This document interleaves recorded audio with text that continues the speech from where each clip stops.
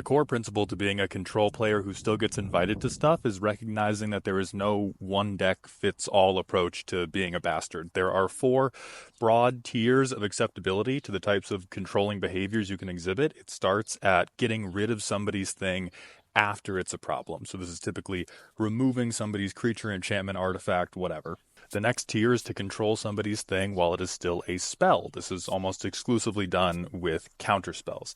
The tier after that is where people start to get really salty. This is when you control somebody's stuff before it even has the chance to become a spell, either by limiting the number of cards they can draw so they never get the thing, by forcing them to discard so they have to say goodbye to the thing, or preventing the types of spells they can cast in the first place. The final tier is controlling mana, because that will generally stop somebody from doing very much of anything at all. But all of these intersect with a commander player's expectations of escalation.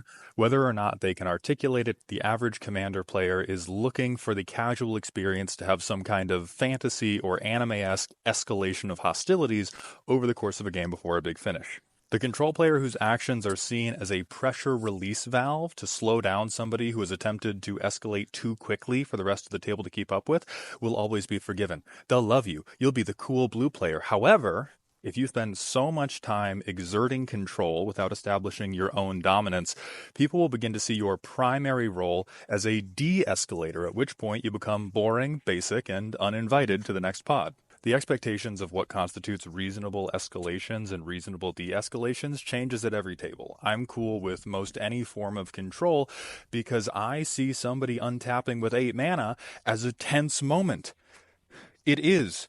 All 8 mana spells were sent by the devil to tempt man into expropriating Eden, alright? But if your table doesn't think that the mana is a problem until it literally becomes a dragon, you're not going to have a lot of luck with any control scenario, even if all of your spells are fair.